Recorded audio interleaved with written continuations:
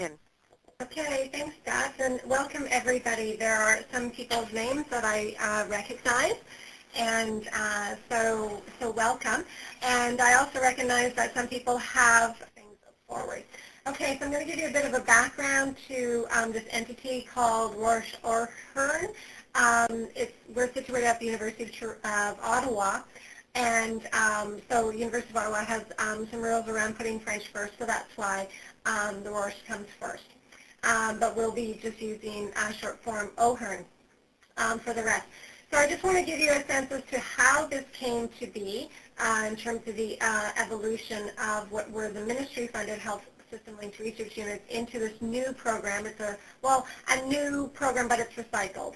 So it's not really new money to the ministry. Talk a bit about the structure, the background of that ARNI program, and then get into sort of the draft goals and structure and priorities of OHHRN, the different kinds of consultations that we went through, and the most important issue here is the call for proposals and answering some of your frequently asked questions. So just to give some background, and again, my apologies to those people who are already quite familiar with this. Early in 2009, the ministry brought together the 8 existing health system-linked research units, or HSLRUs, to discuss the evolution of a new program. So we were going to evolve the HSLRUs into this new Applied Health Research Network initiative. And the 8 units I list here, I'm not going to go through each of them. It's just some of you might be familiar with some of these existing units. Arthritis, CanChild, so Summit Toronto, OHHRN, kind of developed in conjunction with the Community Health Research Unit here at U Ottawa, and then there's the Thames Valley Practice Unit and so forth. Thank you. Now, so the vision of why they wanted to do this was to build on the strength of the health system-linked research units. So in keeping with their name, they were research units that were also linked to different communities. In the case of the Community Health Research Unit here at the University of Ottawa, we were linked with Ottawa Public Health, and the other units were linked with other community decision-maker organizations. So they wanted to build on that, but to make it much more pan-Ontario, so that there would be much more coordinated efforts into kind of 2 broader conceptual categories. So we had a lot of discussions about what those 2 broader conceptual categories would be, and that evolved into one focusing on the system, trying to highlight how to bring innovations forward, looking at more integration of the system, and then another one looking at population health improvement. So Moira Stewart, who directed the Thames Valley Family Practice Research Unit at the University of Western Ontario, she was invited to lead the System Innovation and Integration Unit, which is now called SIREN, so S-I-I-R-E-N.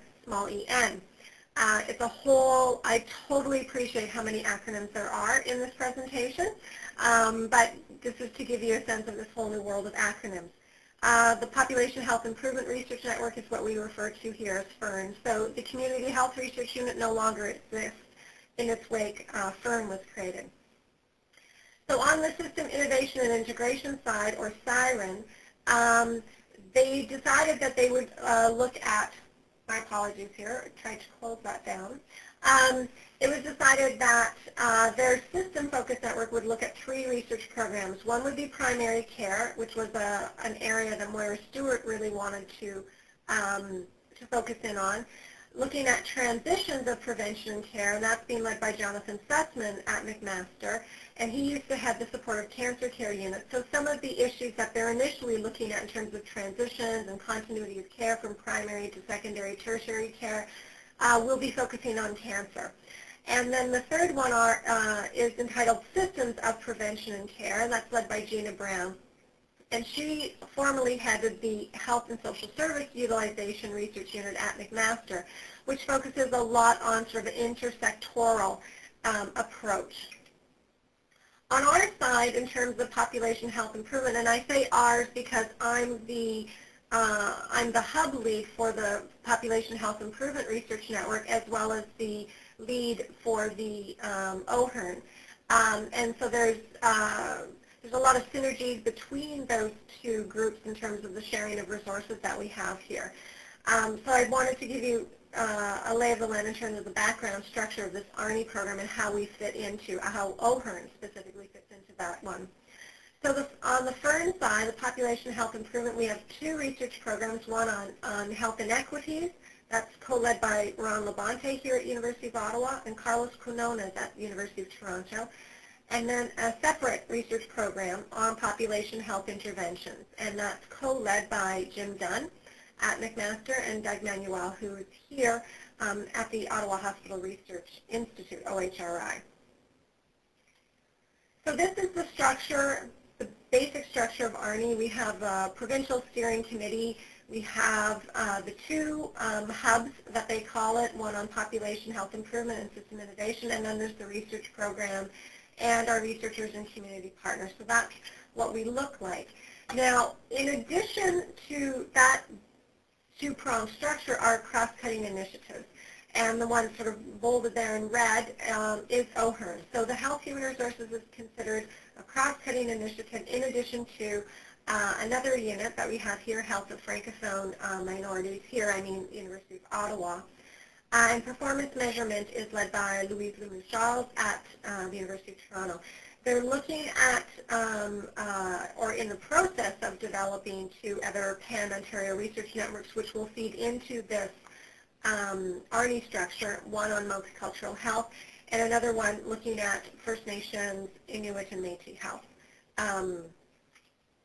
So this is our structure, sort of like our two main hubs that they talk about, and then there are research programs within those, our community partners.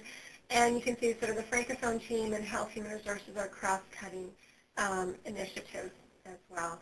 So that's just to kind of give you a lay of the land. The overarching goals of this new program, the Applied Health Research Network Initiative, is to support high-quality applied population health research that addresses complex issues that affect health using a collaborative network approach. So very much front and center, this collaborative approach. Another main goal is to build capacity by linking researchers, getting more research done. So building capacity in terms of the number of people doing research in this area, as well as creating an infrastructure for them through these networks. And then to be the Applied Health Services focus for Ontario, supporting evidence-informed policy development and decision-making. So in line with that, we want to make sure that we feed into the ministry need for evidence for the policies that they're developing. So there's a ministry pull because all ministry policy initiatives now need to have an evidentiary base. There needs to be a little document attached to policy briefs that go up. So there's some pull from the ministry in order to contact us. So we would like to create an infrastructure here that better makes those linkages. So that's a large part of what our network is going to be doing in the area of health human resources. So the timeline for the development is these were all established as of September 1, even though the paperwork didn't come until probably the end of October. But anyway, so we started September 1. And between September and December, we undertook a lot of different consultations to hone in on what our goals, what structure would enable those goals, what our membership would be and what membership entails, and what the research priorities would be for each, for this research program, because we have a 3 to 5 year duration. And what I mean by that is we have a 5-year memorandum of understanding, pending a successful review in year 3. So we need to show that we're productive, we're meeting our goals and objectives, and specifically in terms of health human resources, we want to address some of the key challenges in this domain. So these challenges will not be new to you as researchers in this area, or decision makers in this area, I should say. So there are critical issues, and there has been a lot more interest attending to issues around health human resources, although there's always been this kind of long-standing concern with these issues. So there's a lot of research. Much of that is uncoordinated. So we, just as an aside, because I sort of wear two hats in regards to Health Human Resources. I'm the lead of this research network, but I also hold a CIHR and Health Canada Research Chair in Health Human Resources. And so while we were developing this research network at the